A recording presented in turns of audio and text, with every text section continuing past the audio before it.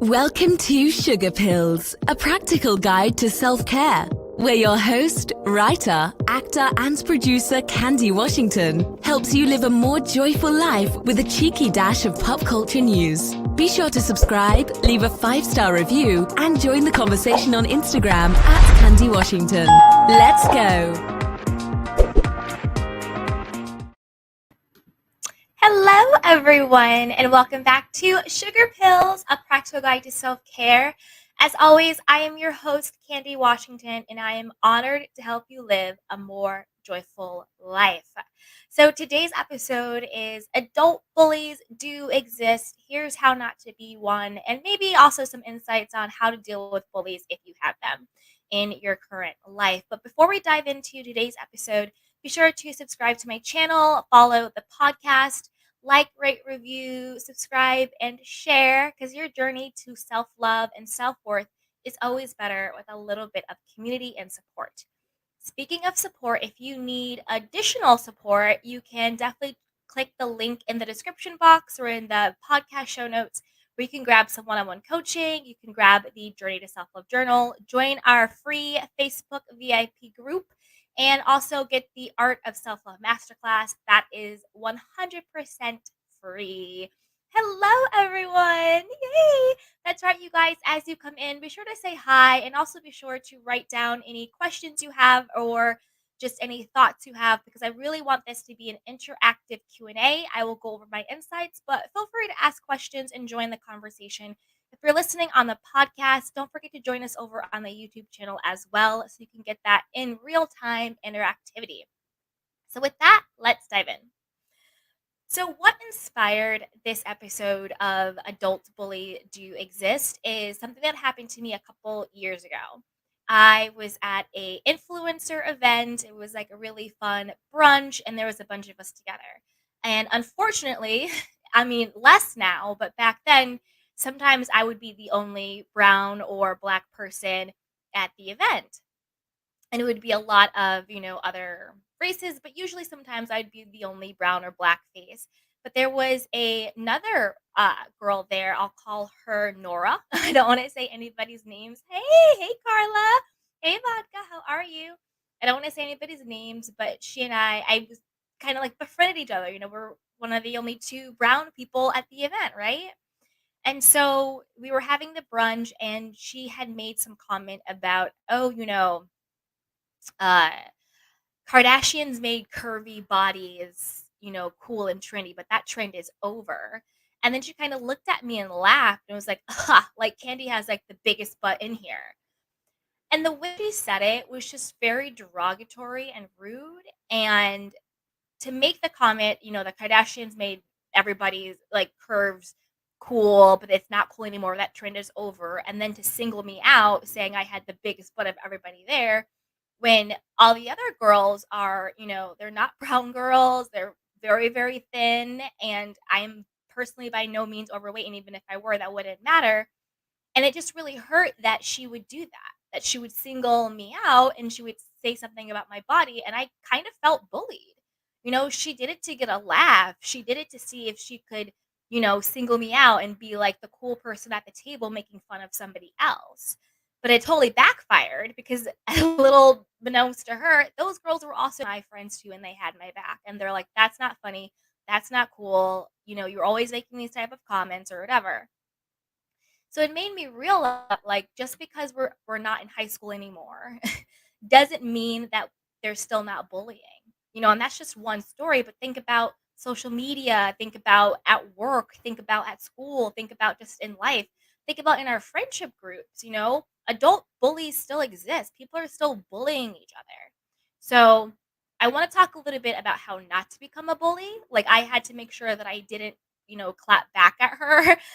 Yes, I think you should put bullies in their place, but I didn't want to take her experience of trying to bully me and then sour me, and then I go out to become a bully and to be mean and negative, because usually that's what happens.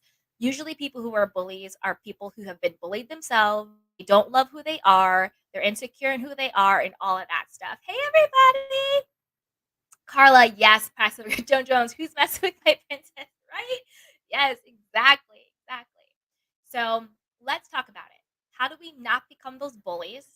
And if you see that you have traits in you that are bullying, like this girl did, what are some things you can do? And then we'll talk about how to deal with bullies. The first is self awareness. So check your own insecurities and identify what are the things about yourself that makes you feel not good enough and less than. Because clearly she was talking about my body because she did not like her own body. She was insecure. Clearly she felt the need to, sort of pinpoint the only other minority there because she felt uncomfortable being a minority, right? So have self awareness and check your own insecurities. If she was actually self aware and she knew that she had insecurities about her body or about being a minority in a space where there's not a lot of them, then she would not feel the need to make somebody else feel bad or to put somebody else down. So the first step is self awareness. Know what are your own triggers, what are your own insecurities, so then you don't go out and project them onto other people. The second is be clear on where you get your power from. So if you know that you get your power from yourself, from within, that you respect yourself, you have worth and you have value, and you validate who you are, then you don't need to go out and try and get a laugh at somebody else's expense. You don't need to go out and think that you have to have a gang or group mentality against somebody else in order for you to have power, for you to have clout, for you to be feared, right? Which is just like fake respect. So know where you get your power from and be clear on who you are. Because when you get your power from yourself, when you respect yourself, when you validate yourself, you don't feel the need to go out and make other people feel small. So then you can feel big. Because that's what bullies do. They feel small within themselves. So they think, well, I need to bring you down to where I'm at so I can feel better about myself. It's all rooted in in those insecurities. The third is to be mindful of other people's experience of you. This kind of ties into self awareness, but in a different way. Like, know what is the experience when someone talks to you or interacts with you? Are you cold? Are you open? Are you mean? Are you dismissive? Are you understanding? Do you listen? Are you empathetic? Right? Be mindful of how do other people experience you. Do people leave talking to you and they feel good about themselves? They feel heard and they feel seen and they feel validated and they feel community and connection, even if it's just first time meeting somebody. You could meet somebody for the first time and you're like, wow, what a good person. You kind of feel their energy. Or are you like, standoffish and rude and like, well, what do you do? Who are you? Who do you think you are? And all this stuff. And like, I don't know you, no new friends, you know? So be mindful of how do people experience you. Be mindful of that and consciously decide. I'll talk about myself personally right now. So I'm actually very introverted. Small talk is really, really hard for me. And so sometimes when you can be introverted and it's hard to have, small talk or you have social anxiety, sometimes it comes across as being like bitchy or cold or icy or standoffish or stuck up, but it's not that at all. So I'm very mindful to not come across that way because I don't mean to, but sometimes people, especially people, think you're a certain way and then you're not. So I'm very mindful to make sure that like I smile and I'm open and I deal with my own stuff. If I'm having social anxiety, that's on me. It doesn't give me a free pass to make other people feel like I'm being dismissive of them. So I can still be my authentic self, I can still be me, but I'm also mindful of how does this person experience me? How am I coming across? Read the room and take ownership of the energy you bring to it. And then the fourth is work on yourself. Do the work, go to therapy, get a life coach, do your self-care practices, get a good support group or community or system together because when you work on yourself and you have your self-love, you have your self-esteem, you know who you are and you know you're worthy, then bullying is not even a thought in your mind. It doesn't occur to you to put somebody else down to make yourself feel better because you already feel good about who you are. You're already big. You're already up. You're already enough. So you don't have to get your validation from putting somebody else down or gang and group mentality, right? Okay. So those are how to not to become a bully. But let's talk about what happens when you are being bullied, right? So I'll talk about what I did in that experience. The first thing I did was I honored the fact that she was being really rude. I did not dismiss how I felt. I think particularly as adults, and sometimes even, and we're kind of taught this as children, like, oh, that's just boys being boys, or that's just how that person is, or whatever the situation may be, and the bad behavior gets excused, and your feelings get dismissed. Like, don't be so sensitive. Get a thick skin, clap back or whatever it is, right? And it's dismissing your feelings and saying like that life is just hard. It's not fair. Dog eat dog, right? But no, no, no, no, no. You honor how you felt. You can recognize that what they said was wrong. And then you reclaim your power. Get clear on the fact that if someone is bullying or putting you down, it is nothing to do with you and it's everything to do with them. It is their own insecurity, it's their own sense of lack, it's their own sense of not good enough, it's their own sense of trying to get control or trying to get respect or trying to get whatever because they don't have it within themselves. They feel empty. So they're trying to fill themselves up by taking you down. So don't internalize it. Don't think that someone putting you down means that there's something wrong with you. That's not true. It means that there's something wrong with them. So if you have those situations where you're being bullied or things like that, first, honor your feelings. It's hurtful and it's not right. And there's no excuse for it. And two, don't internalize it. It's about them. It's not about you. And three, check them.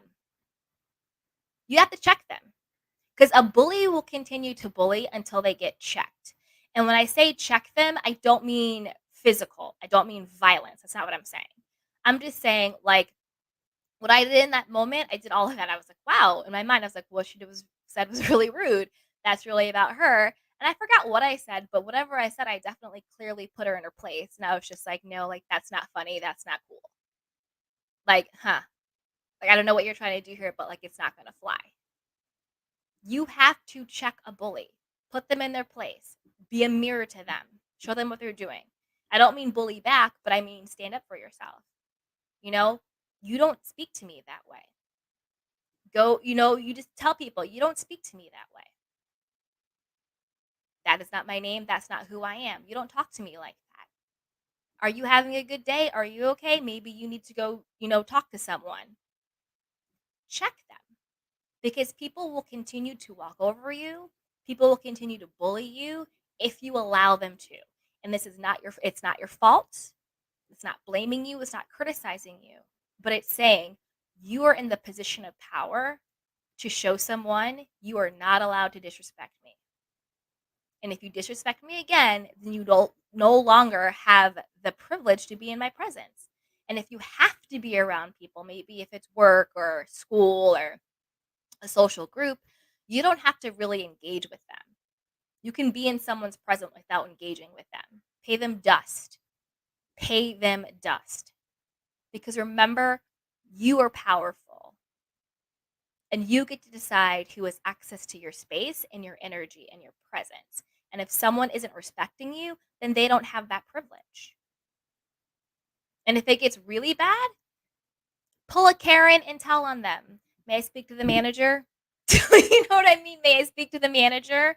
No, no, no, no, no. Because how you feel and your well-being is your best and first priority. And don't let anyone try and take that away from you. No one. So there you have it. Those are my tips on adult bullies do exist, how not to be one, and how to check one if you need to. So put down any questions or comments you guys have below. Anyone have any questions or want to chime in before we get off? No? Okay. Well, thank you guys so much for joining me. This was such a fun episode. And again, remember, as always, be sure to subscribe.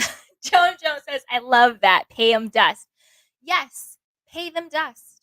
If someone is not being respectful to you, pay them dust. I have the gift of goodbye. If you have to be in the space, that doesn't mean you have to give them your energy. And people know when you take away your energy from them, you really disempower them. Pay them dust. Make your presence, make your energy, make your attention very, very expensive. If someone wants access to you, make it very expensive. You are the VIP section.